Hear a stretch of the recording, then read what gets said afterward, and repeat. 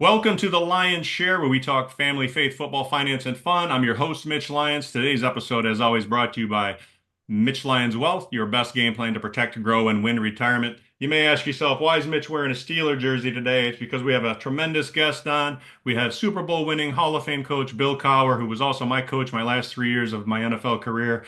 Coach, welcome to the show today. Mitch, it is great to be on your show. You look great in that jersey, and I'm looking forward to going down memory lane. And speaking of memory lane, we've tried this podcast about two or three times. This one's going to work, but it's not kind of like starting over practice, right? It's kind of like sometimes we have a 9-on-7 drill. I don't like the way it's going.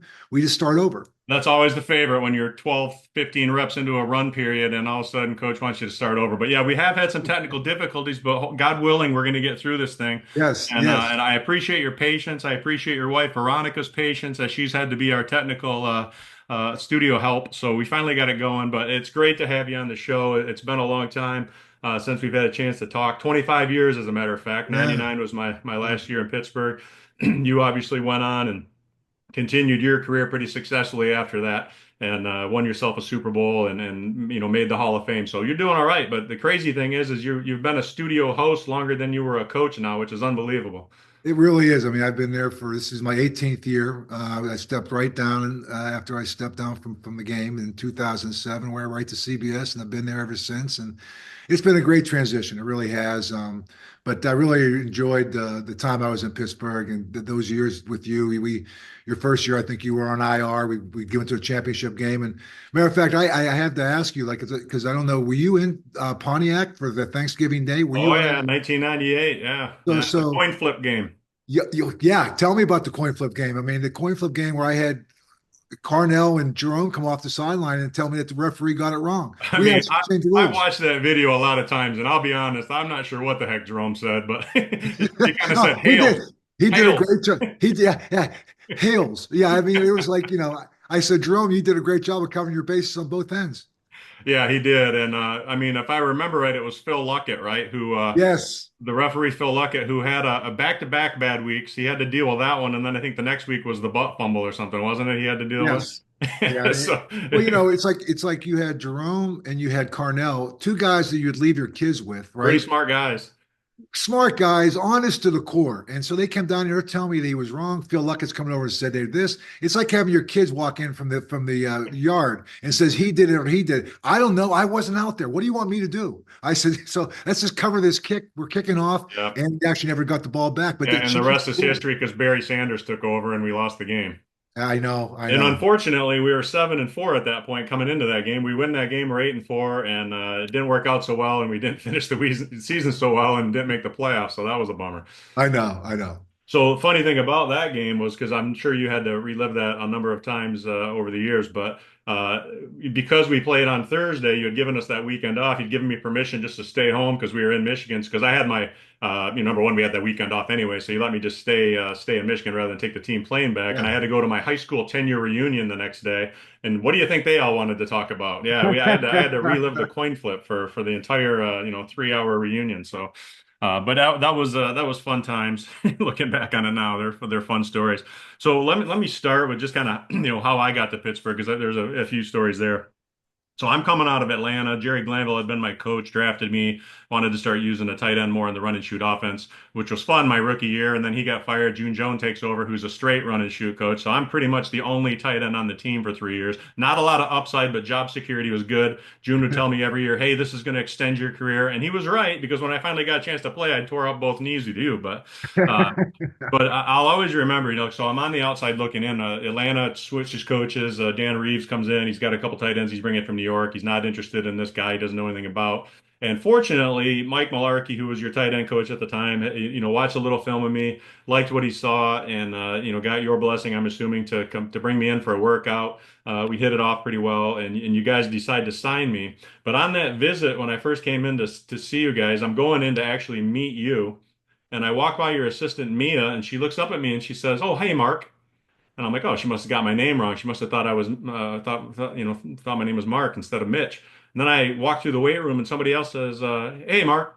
And little did I know I resembled Mark Bruner quite a bit, who you were bringing me in to back up potentially, right? And Yes. And Mia literally thought I was Mark. And I went to that first training camp in '97, and I had so, first of all, I'm coming from Atlanta, where we're used to having like 100 people on the hill watching practice during training camp. Come to Latrobe when we got thousands of people, right? Which was crazy for me. And I get so many Mark Bruner requests for auto. Mr. Bruner, can you sign this? Mr. Bruner, can you sign that? I'm not Mark. I'm not Mark. I'm not Mark. It was that the whole year. So 1998, I came in with a goatee, just trying to differentiate myself a little bit, so I wouldn't get asked to be sign Mark's autograph so dang much. I love it. I love Well, listen, you fit what we were looking for. I mean, we had Mark Bruner. We were a big tight end team, love to run the football. You fit that mold. You were Michigan State. I know Jimmy Miller, I think you played with him. Yep. We had Myron Bell, I think was on the Oh team yeah. there. I just loved guys from Michigan State, honestly. When I remember we had Plexico Burris, and you go back down the line, and just the offense that you had up there was so similar in style to what we were running in Pittsburgh. Yep. And so it just was a natural fit for you. Yeah, I came out of a Smash Mouth program with Coach George Perlis, who had a Yeah. long history with the Steelers, and that was really cool for me because I'd heard so much about the Steelers from George over the years, right?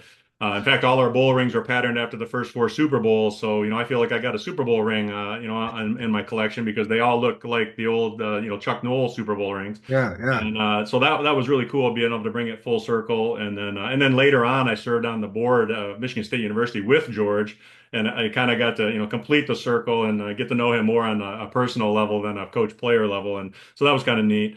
But there's a number of things that I look back on my career with you, and some things that stand out. The first of which is my first training camp. I'm there battling a guy named John Farquhar, who was a Oh really yeah. good guy, and ended up playing with New Orleans a couple years after that.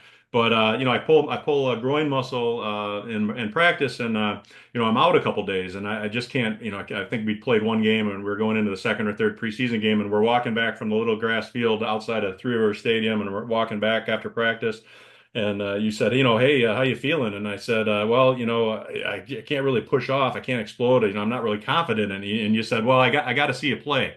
I got to see you play this week. And yeah, no, I want to. I definitely. He goes, no, you go, no, I need to see you play. Message received. I'm going to figure out a way to play. So I played that week. And you mentioned Jim Miller, who was my quarterback at Michigan State. First play I'm in, I got a seam route. Why I'm running a seam route, I have no idea. I don't know. I should be blocking a D end or something. But I run a seam route. He overthrows me. I extend and I aggravate my groin again. But I knew I wasn't going to go limping back to the huddle. I had to figure it out, and I stayed in there and played through it.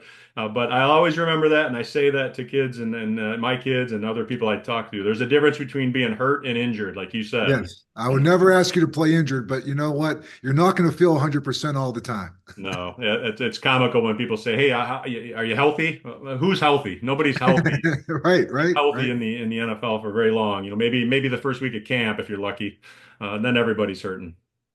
Yeah, and I think, and I know there's so many things, Mitch. I remember just being a coach. I always felt like my job was like I looked at you, I had three daughters at home, and I felt like you were like my sons at work. And it's all about, you get built up in this. And I know one of the first things I used to always say every training camp is just remember, as you go through the emotional ups and downs, is you're never as good as you think you are. Don't take yourself too seriously. And you're never as bad as they say you are. Don't beat yourself up when the critics start coming after you. So it was kind of having that even keel that you had to have through the course of the professional sports where you walk into that building. I need you to be selfless, not selfish. And so just leave your ego at the door, come in here, and we'll work through it and find out exactly what your role may be. And I'm just going to ask you to embrace it and just look and seize every opportunity that comes along the way. Yeah, and I always appreciated that. You always talked about, hey, we're going to battle in camp. You're battling for position. You're trying to get your pecking order. But once that final roster set, you always talked about, hey, know your role, accept your role. You might not be happy you're not starting or not, but it is what it is right now. So just accept your role and if your time comes, you better damn well be ready because you can feel sorry for yourself right up till the time you blow it when you finally get your chance. But I always appreciated that about you. And let me Well, ask you this because people want to know this, people that own businesses or entrepreneurs and whatnot. How did you get guys to buy into that and be so successful over your career? I think it's being real with them and being honest with them. And I think it was like making sure that everything we talked about was about teamwork. It's about, what you're able to contribute, but more importantly, what you're willing to sacrifice. I mean, when sometimes it is that role that you feel like you could do more, but that's not your job to even worry about that. And so it was almost about a collaboration that we had between players and coaches. I wanted to have that back and forth. And, I used to always say, you can ask, I have an open door policy. You can walk in there. If you're going to ask, just be no, when you walk in, any questions you ask, you ask a tough question, expect a tough answer. Why am I not playing? Because right now, I don't think you are our best option. And, Right, right. I think what I have in front of you is better. So how do I get better? Or how do I beat them out? I don't know. You show me. You prove to me why you should be out there and the person is there. And in the meantime, be as good as you can be. And don't dwell on what you're not having. Dwell on it, just waiting for that opportunity to seize it, and then don't look back. So I just think is being honest with people, holding people accountable, giving people a sense of structure, expectation. I was very big on making sure the meeting started on time, be on the field on time, and we can have all the other things you want off the field. I could joke with you, but when we step between those lines, it was all business. Yeah, and that's that I always appreciated it. And the one thing I'd always remember you saying in meetings and whatnot, whether it was going good, whether it's going bad, it's a mindset. You always would say Yes. it's a mindset. You got to have the mindset, right? Right. Hey, things aren't going great. Well, have the mindset. Get out there and work your way through it. And or if it's going great, it doesn't change anything. You guys still have the mindset and get out there and work because there's a reason we've been successful to date, and it's not going to continue if we don't keep the right mindset. And I think the mindset was everything. I'll never forget the one time we'd go outside and why are we going in the bubble? I said, because we're not playing in a bubble. We're playing out here. It's a mindset. It's not that cold. And then I was sitting there one time and I think Jones goes, if it's not that cold, why are you jumping up and down? And why you got your hands in your pocket? I go, because I'm working through my mindset. Yeah, well, then you had Bob Bratkowski, the receiver coach. I remember he never came out to practice. We had some cool practices in Three Rivers now. The Oh wind yeah. would be ripping Oh, through and Brat would never wear pants. He'd wear hats, gloves, shirts, coats, scarves, but he always had shorts on. His shorts legs would on. be beat red. I'm like, Brat, what are you thinking, man? I don't Hey, know. It was a mindset, I guess. He saw how tough it he was a was. mindset. Yeah. Well, there's one other story that sticks out in my mind in with respect to my time in Pittsburgh, and it was kind of a funny one. I think it was '98. We're playing the Titans. We're grinding the game, grinding the ball away at the end. Pounding them with Jerome and running the clock out. We're up a couple scores, and Bruner and I are in there, and we're battling our whole thing. And Mike Malarkey, our coach, we always are talking about playing to the whistle, one violent shove Yep. at the whistle, try to get them to give you the look. Or if you got them to swing, and we had a little fine system where we'd throw money in the kitty for an end of season party, and sometimes Mike would throw a buck in if you got him to if you shoved him at the whistle or if you got him to look and if you got a swing from the guy, then it was an extra deal. And if you got your picture in the paper, you had to pay the fine, and it was always Bruner because he was the starter, so we loved that. He'd get his picture in the paper, we'd fine him 5, $10 every time. So he was picking up, and he made more than me, so it was good that he was picking up the bill at the end of the year. But we're going, and I shoved this guy at the whistle, and he ends up grabbing my mask. And I'm looking out my ear hole, and my natural reaction is I finally get my head out of there, I come up and I swing, and the ref, of course, sees it. He throws the flag. He ejects me from the game. I have to go over on the sideline. I'm fuming. I'm ticked off. And then I realize, oh, this is like a $5,000, $10,000 fine for getting kicked out, which now I'm even more mad. Now he tells me I got to get off the field. I can't stay on the sideline. So I've got to jog from the sideline over through the end zone into the tunnel. And Three River Stadium, everyone's throwing waving their terrible towels. And I'm thinking I'm pretty neat, running off, waving to the crowd. And I get in the locker room, I'm thinking to myself, I got my 2.5-year-old son at home. I know he's watching the game, and he just witnessed his dad get ejected from a game. That's fantastic. So I get the fine, and we appeal it, or I appeal it, and you pull me in your office like on a Wednesday that next week, and we're going to have our conference call with the NFL, the fine guy who ended up being Gene Washington, and you say, well, hey, I think we got a shot because it doesn't really show on the TV copy. So I sit down and you dial, and the guy answers, hello, and you say, hey, Gene, it's Bill Cowher, and he says, Billy, and I remember just thinking, yes, if he's calling him Billy, we got a shot. So he ends up saying, "Hey, we really couldn't see it. We're gonna waive that fine." And I was just like, "Yes," because 5 or 10 grand to me at that time was a little Right. different than maybe to you or Mark Bruner. So I was like, "Man, I'm not paying 5 or 10 grand for this nonsense." So Well, Appreciate that. No, no. Well, Gene and I had a lot of conversations because it wasn't just you. I was talking to Gene about it. We had guys like Greg Lloyd was hitting people coming across the middle, and I mean, we had Joey Porter. I mean, we were on. I was on that phone a lot with him during the course of that. And what you did was like I said, "Come on, Gene. I mean, you can't even see it." The I was guy a got choir boy compared to those guys. Oh, yeah, 100%. So, so yeah, that was a give and take right there. So I'm glad that we were able to rescind it. Well, we had a lot of, I mean, you look back on the defense back in those days. I mean, hey, that's what the steel curtain days were built on, were the defense, and that continued. Before I got there, you had Kevin Green along with Greg Lloyd, and Greg was there Yep. when I was there. But guys like, Carnell Lake, Mr. Goodbody. I mean, what that guy was a freak, athletically, and the guy that was just that stands out in my mind to this day was just Levon Kirkland, Ah, biggest middle linebacker you're ever going to see. I mean, I think he might have started the training camp at around 260, but I think he was about 285 by the end of the year and could still run with running backs down the seam, right? he could run with running backs. I remember telling him every time he came to minicamp, I said, "I'm gonna tell you something. You're eating your way to being a nose tackle right up there with Joel Steed. I'm telling you, Yeah. you're gonna be up there with him." And I said, "So be careful." I mean, you're right. He was amazing. I mean, he He- from kid from Clemson, Yep. and he was like, well, he was in my first draft class. I mean, Yeah, so he could really just run, but I always took pride in, I'd have fun during practice. I love going against those guys in practice because hey, I wasn't expected when I'm a guy running a 5 flat on a good day, and here I am going against these world-class athletes. But I'd run a little 5 yard and up, and occasionally beat him down the seam, and he didn't like that. Man, I would rub it in every time I did, and hoot and holler, and so that was always fun. But the one thing I remember about it was always in Latrobe, you'd blow the whistle, and hey, it was backs on backers, and the tight ends would go over with the backs to do pass pro against the right, linebackers, right? And we rarely had to do that. You weren't throwing the tight ends back in that day back in the backfield much, but we would go over there just to be bodies. And they'd take a couple of tight ends over to help with the backs. yeah, And you're going against Greg Lloyd or a Joey Porter coming off the end, or you might have the middle backer running up with a right. five Because yard I running would start. pick one or the other. You had to read Yeah, it. yeah.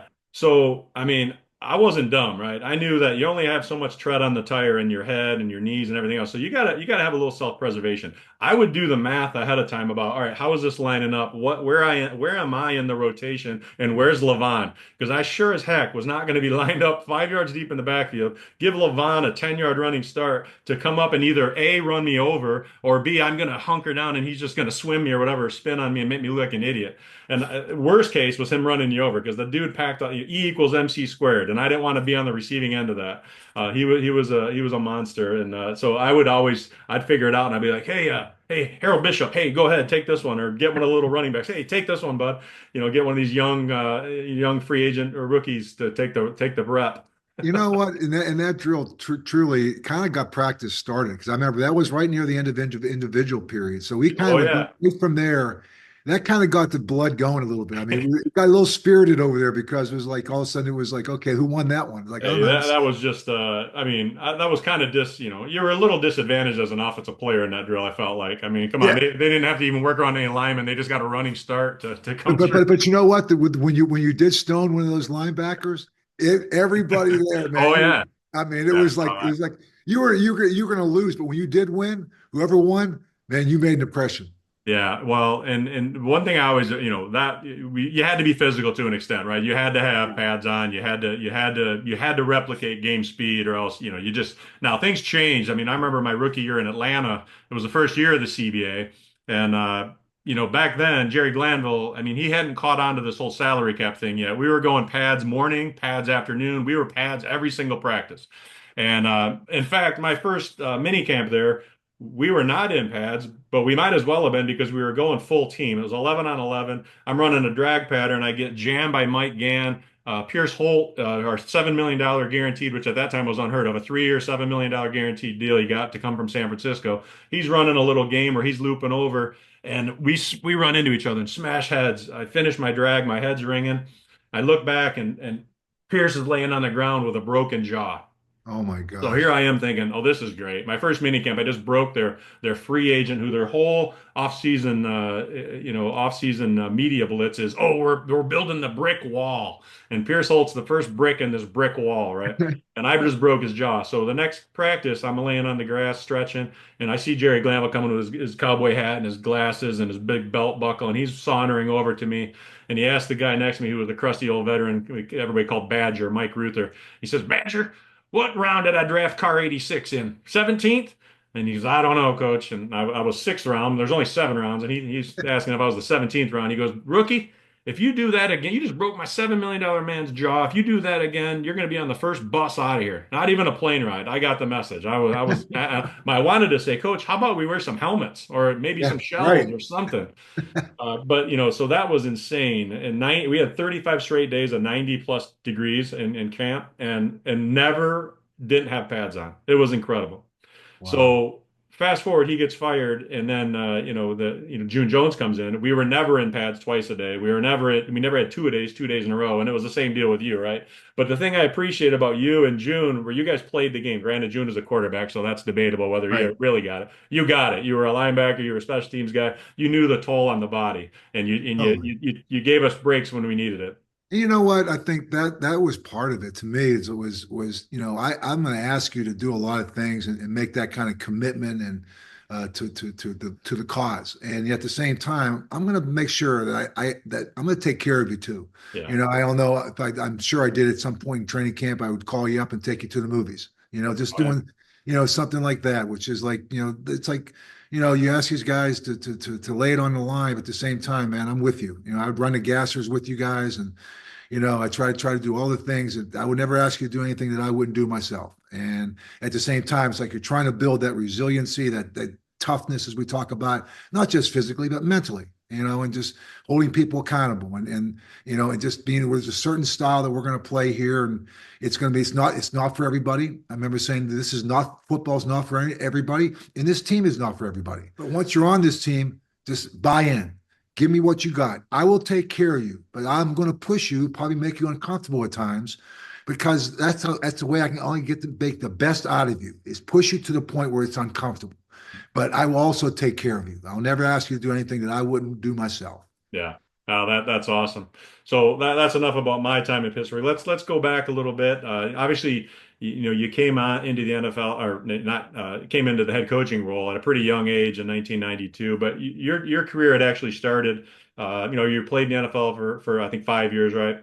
I And did. played some time in Cleveland, ended your career in Philly, and then got hired right as you're done playing. You get hired as the special teams coach in Cleveland under Marty Schottenheimer.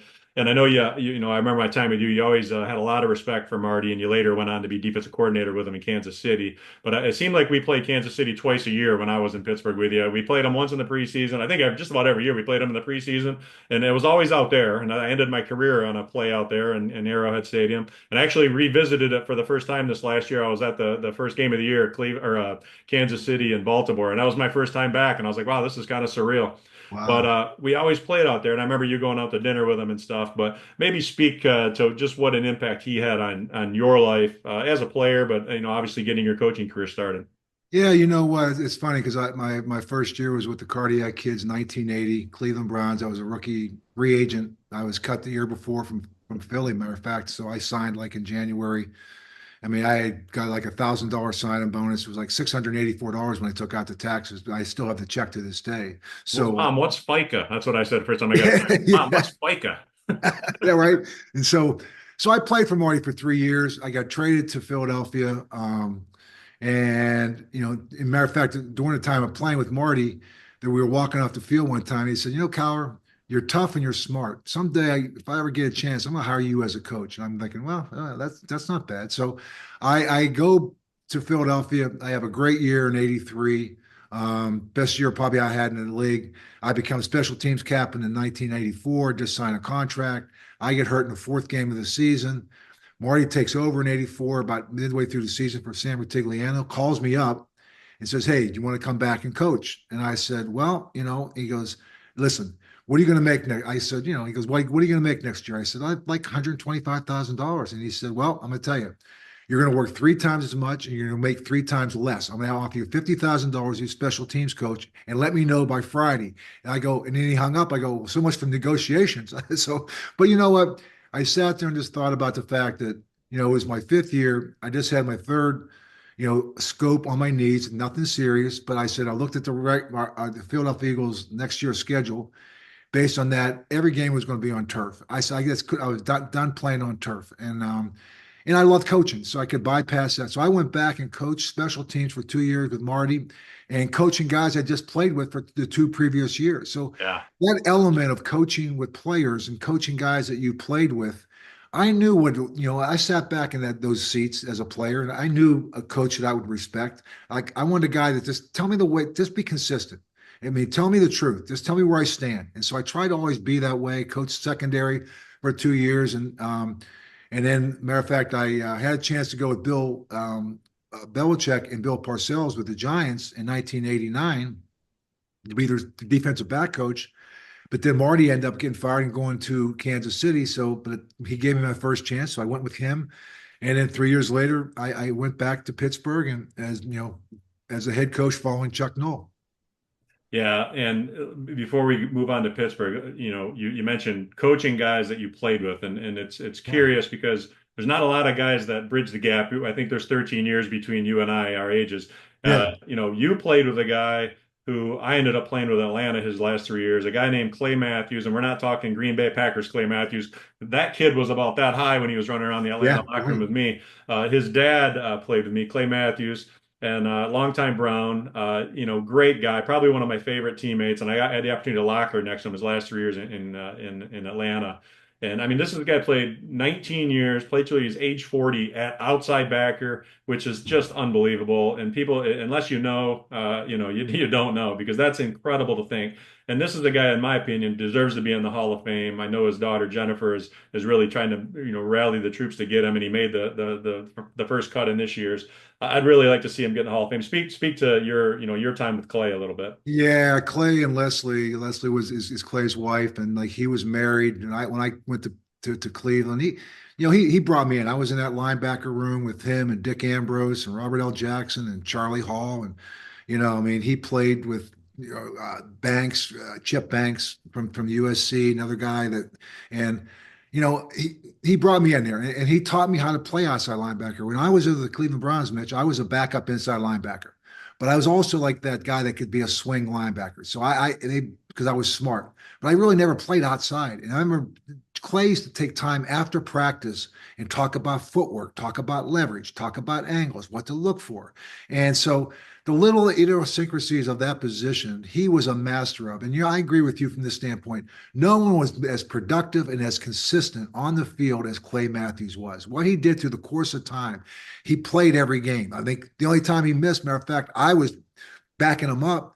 We're playing a game against the Eagles. He hurts his ankle, Yeah. and I come in, and he's out for at least a month or 6 weeks.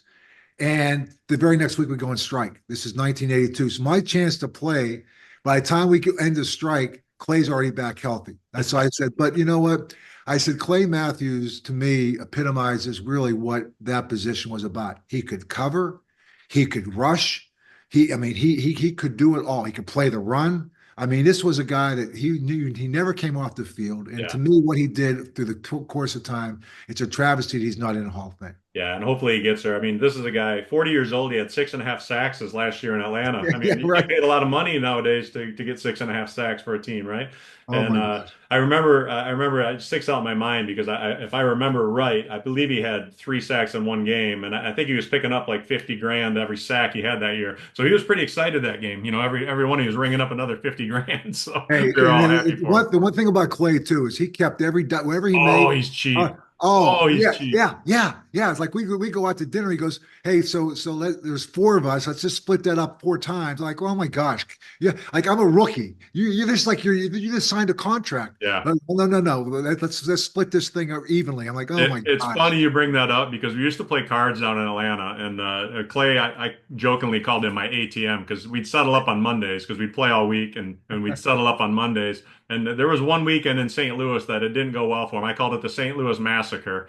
He had to write me a check for like 2 grand or something like that. And he wrote me the check. He hands it to me Monday. He goes, Leslie never needs to know about this. So Clay, if you're watching this, I'm sorry. Leslie's probably, hopefully not watching it, but it happened. And Uh, that same week, Billy Joe Tolliver, we had just signed, and he had to stroke me a check for a couple grand too. The game of Boo-Ray got a little out of hand that weekend. Oh, Boo-ray was the game, man. I tell you, yeah. be careful what you're doing. I tell you, I actually, it's so funny you say that because one of the first things when we were on the plane, I used to put the players, like I'd walk back up. I'm thinking, man.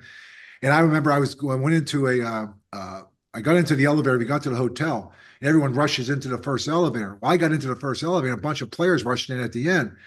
And I'm sitting over there, and one of the players says, hey, dude, I want your check on Monday. And I just said, oh, you know what? I'm like, okay, this is getting out of hand. I remember I called in the guys. I said, listen, I'm done. You guys cannot be taking money from guys who didn't even make the team. You're taking checks, preseason Yeah, checks. They may not even make the team. You right. can't do that. I said, no, we get this season. I'm not going to tell you what to do because people they have a salary, but not till you get to the season. You can't take away the money. These guys are going through a whole training camp. And you just took away Right. everything they got. Yeah, yeah. So I tried to always take it from the guys I knew I had it, right? Bob Whitfield. Bob Whitfield he was awful. He was a terrible card player. He just didn't know it. I don't know. He didn't care. He probably wishes he had some of that money back now, I would imagine. But yeah, he was my other ATM. So anyway, but that's funny. All right, so let's talk a little bit. You mentioned coming into Pittsburgh and taking over for Coach Noel. There's a great documentary that just came out last night, Dawn of a Dynasty, which is talking about their 1974 team, the first Super Bowl team. Yeah, But obviously he went on to win 4 Super Bowls. And here you come in 1992 to take over for a guy, the only coach in Pittsburgh since 1969, which is I always just marvel at the fact there's been 3 head coaches at Pittsburgh since 1969. Chuck Noll, yourself, and Mike Tomlin, which is just unbelievable. I don't know what second place is on that, but it's a lot more than 3. I know that. And yeah. talk a little bit about, and I know you've told the story before, but Chuck Noll, a lot of wisdom there. You probably tried to glean from him, but he wasn't all that forthcoming with anything, any advice, was he? Oh, it was funny. I got there when I was in '92, and I just signed, and so I was getting ready. We're getting ready for the draft, and I said, we're going down to Clemson for a pro day, and he says, hey, listen, why don't you take the plane? I'm taking Chuck. Chuck's taking the plane down to Florida for to go down there. And he says, why don't you just jump on the plane with him? I go, oh, this is awesome. This is great. I said, so, I'm just like 3 months into it. And like, we're getting ready for the draft. I'm thinking, oh man, this is great. I got so many questions I've written down. Like, what can I ask him? So we get in the plane. Hey, Chuck, how you doing, coach? I said, I'm doing great. And I said, he goes, man, you're from Pittsburgh. I go, yeah, I'm from Pittsburgh. But can I ask you a couple questions? And he says, sure. I says, what's the building like? Like what's that dynamic in the building? Like where is there a certain person I should go to? Is it Tom Donahoe? Is it Joe Gordon? I said, Mr. Rooney. I said, what's the dynamic that's in the building? He goes, it's a good building. I go, oh, I know. I said, it's a great building. I said, but is there a certain person that you work with? I said, so do you go to Dan? Do you go to Tom? Who do you go to first if you really have a question? He goes, they're both good guys. I go, I know they're good guys. I said, I get that. I go, but what's the dynamic? He goes, well, he goes, I really like the building. I go, okay, you're not saying anything about the building. Okay, great. Well, let me ask you about the 2 quarterbacks, Bobby Brister and Neil O'Donnell. I said, I got them both. I'm probably going to open it up to competition for training camp. Your feelings on both those quarterbacks? He goes, they're both good quarterbacks. I go, I know, but is there like one that you like? Was one smarter than the other? Was one more athletic? Did you have any problems with any of them? He goes, they both have their qualities. They both are good at certain things that they do. What And I what go, are those things? okay. And I get in, and he goes, let me ask you, coach, how's the family? Where are you going to live? I go, okay. You don't even want to talk football, do you? I'm not thinking that right now. So my whole thing was, I walked away from that. His whole thing was, you'll figure it out. You be you. I don't want to prejudge anything that's in that building. And I think he walked away from it. And I don't know if he was happy or not happy when he was asked to step down and when he did step down. But it was like, you know what? Do it your way. And so, having said that, people said, okay, well, what kind of advice did you give Mike when you came in? I said, the same advice that Chuck Noll gave me. None. I said, the only thing I left him was I left him an Iron City beer right there in the refrigerator. I left him one beer. And from that time going forth, we've talked a few times, but you know what? I get it. I mean, and it's a building, and you talk about the Pittsburgh Steelers, it starts at the top. It Yeah. starts to the chief, to Dan, to now Art. Their core values that they have. It's a family-run business.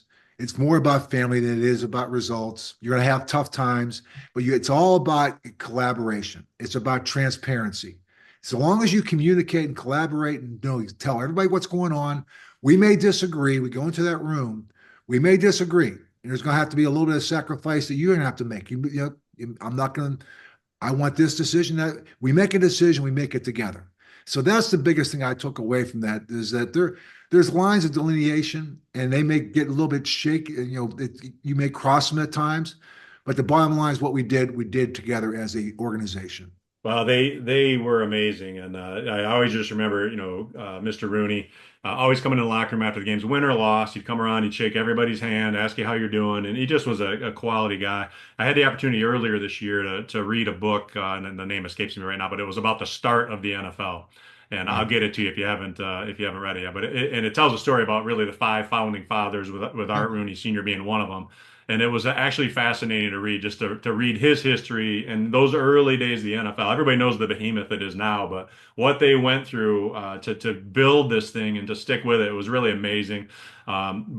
And I always appreciated it. Going back to my time when I came into the Steelers. I mean, I was out of a job. I'm looking to catch on with the team. You guys gave me that opportunity. You signed me in April. And I had my second son was going to be born in May, and we already knew he had a congenital heart defect that we had to go through a three surgery process, which was unnerving to begin with. But now I'm trying to, hey, I want to make a good impression with you guys. But yet he's got a surgery in May. He's going to have another surgery in September. And you guys were all so accommodating, regarding, having to deal with that. And, I just always appreciated that. And that came, like you said, it came from the top down. Yeah, I mean, it was all about family. I mean, I think, we talked every day. He was there every day, and really, the thing we talked about the least was probably the team we're going to play, or even about our team. Like it was more about, how's your family doing? What do you think about the state of the NFL? And it was just like, it was more about family, and it was more about the state of football, not so much specifically about like, okay, this player is not playing well, or what do you think how we're going to do this week? It was more about the overall state of the game because that to me, he didn't want the game to change. It was about the game. It wasn't about any individual success. It was about what's in the best interest of the game to continue to grow. And I think that he was an integral part of that with going down there with Roger Goodell, Paul Tagliabue. I remember being with him. And I just know when they used to come into the building, they would sit down and they used to talk with him because he had a great way of viewing things. And the biggest, it was so simple, it was simplicity at its finest because he got down right to the core values. Yeah. Let's stick to the core values and let's make our decision based on that. Yeah. And, you mentioned it wasn't about winning or losing, but at the end of the day, everybody knows in the NFL, it comes down to winning. You're not going to be around long if you don't win. And here you Right. go. You come over now, Coach Noel had, the last few years weren't that great. And then you take over and, you start off with six straight playoff appearances. That's a good way to endear yourself to an owner, I would think.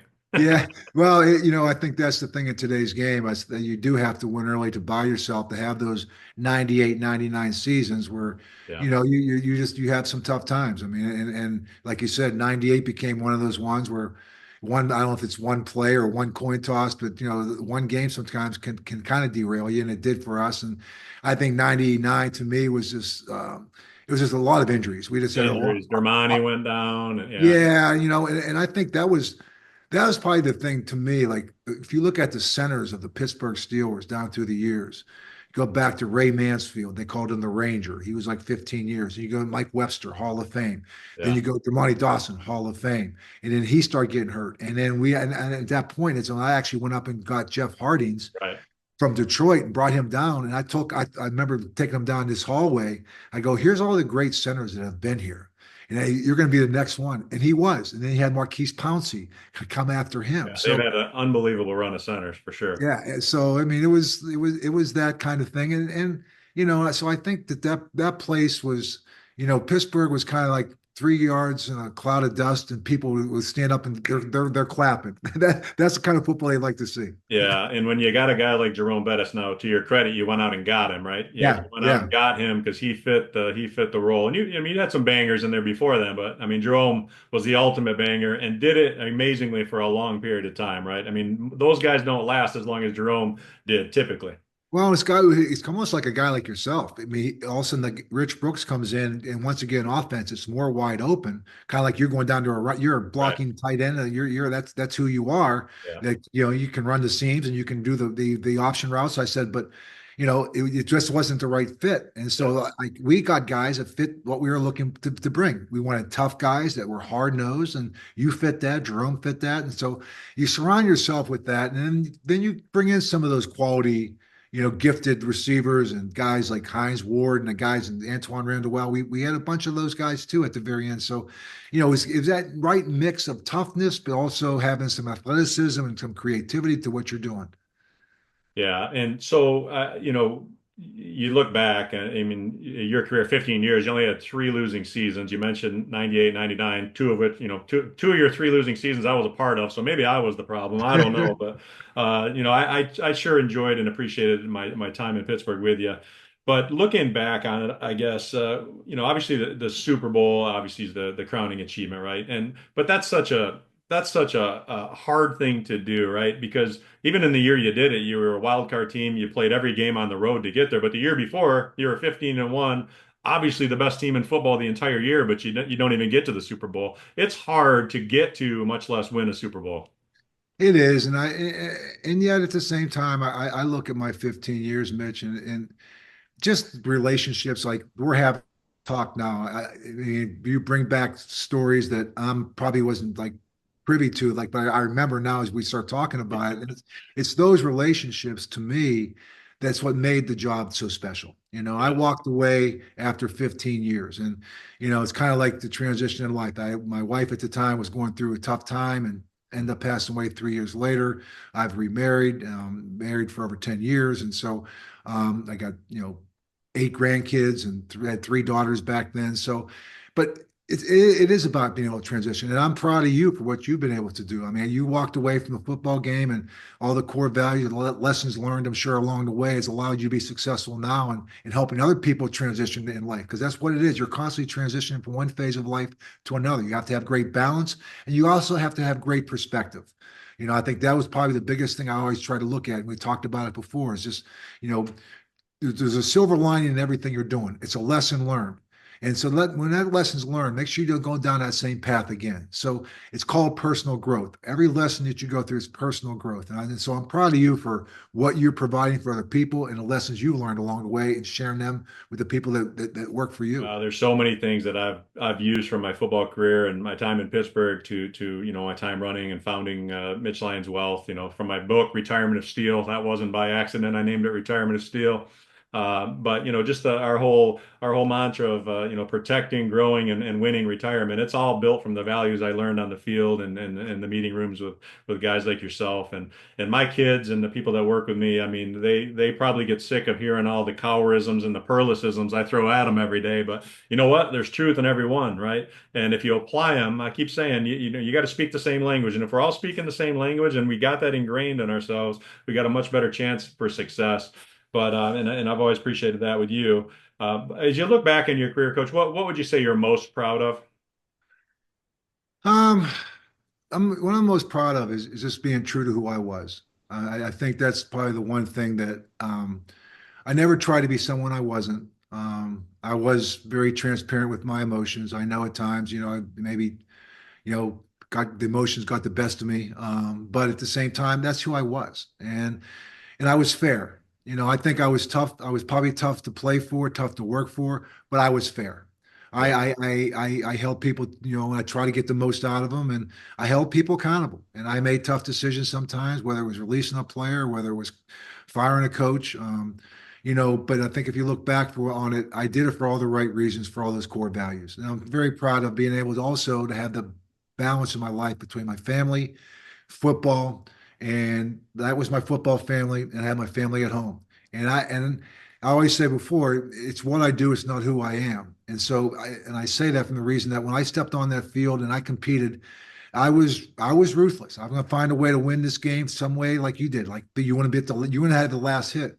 Yeah. When I walked off the field, I was a family guy and I was really soft-hearted. I loved my children. I was trying to be the best person I could be in my community. So, but when I was on the field, I was a certain way. So that's why I said it's what I do, it's not who I am. Being able I, to take that work hat off when you walk in yes, the door, right? yes, and be able to walk off there and just, and live by the same standards you're asking the people to work who works for you that you're leading to have that same ability to do that as well. You mentioned controlling your emotions, which brought back another memory. I believe this might have been a 1998 game too. We're down in Jacksonville on Monday night. Norm Johnson's lining up to win the game-winning field goal, and it gets blocked. And they're returning it for a touchdown down our sideline. And you take a couple steps. You almost were going to drill the guy, and you caught yourself. You controlled your emotions on that one. I was close, and you know what's ironic about that play? That was on the exact same spot on the field that Woody Hayes punched the guy Oh, yeah. Clemson. So I Yeah. blame the ghost. I blame the ghost of Woody Hayes came up Oh man. through the field. That But I that was a caught bad myself. beat. That was a bad beat, but I remember the other thing I remember about that is we all leave, we leave the field, and at that time the NFL still mandated this was probably something to do with Vegas or something, but they Right. mandated they kick the extra point. The game was over. I They're up know. by 6 or 7, whatever it is. The game's over. There's no time on the clock, and they come in and they say, "Coach, we got to have your team out for the extra point." So I'm like, you know what? I'm never going to be on an extra point block my entire career. So Bruner and I walk out there, and I think we got 11 random guys to go out there and line up for the extra point. So I got my only defensive snap of my career on that play. See, I made you more well-rounded in life. Yeah. Thank Well, you. the more you can do, right? That's all I said. The more you can do, make it harder for them. In fact, I heard a quote yesterday reminding me of that because I always said the more you can do in the NFL, Right. don't give them a reason to cut you. And the quote I just read yesterday was, "It's not how hard you work, it's how hard you are to replace." And there's a Right. There lot you of go. truth to that. There's a And lot the of truth. NFL is no different. No. That's why I always tried to be a long snapper. I never could get that doggone thing to stay in a spiral though. But I was the backup holder in Atlanta for Morton Anderson. I almost got thrown, Wow. and he was a left-hander or left footer, so I had to learn the other way. But I almost got thrown into a preseason game once because the punter got hurt. So That's amazing. So it didn't happen. that's But great. okay, let's before we wind this up, and I truly appreciate your time. You mentioned you mentioned your wife going through some tough times, and she Kay passed from melanoma, which I know you're a big spokesman for Yeah. early detection, right? Trying to get people in Yes. to take care of that, and I think that's tremendous. And you also mentioned your 8 grandchildren, and you mentioned all your girls. They all play college basketball, which is near and dear to my heart. My Right. daughter is going to start her freshman year at Ferris State University this year in Michigan to play some basketball as well. But you girls also married some athletes. 2 of your girls Yeah. married professional athletes, so you've got some bloodlines. I'm expecting some big upside on the Cowher Oh, hey, grandchildren. hey, my oldest daughter Megan is here in Brooklyn. We're in New York, and her husband played for the Kings, and he played hockey at Princeton, and he won the cup with the Kings. So he's like a 6'5", and he was actually an enforcer in the NHL. So I said, an enforcer from Princeton. I said yes, he was smart enough to know his role. That's So right. so That's right. so they've got some kids that are like right now they're starting to do flag football, and they're doing well. And then my other daughter, youngest daughter, is like 6 foot. She played at Elon and at Wofford, and she married Ryan Kelly, who's a 6'11", 7 foot guy from Duke. He won a championship with Coach K Yeah. with the Lakers, and now he's actually still playing over in Tokyo.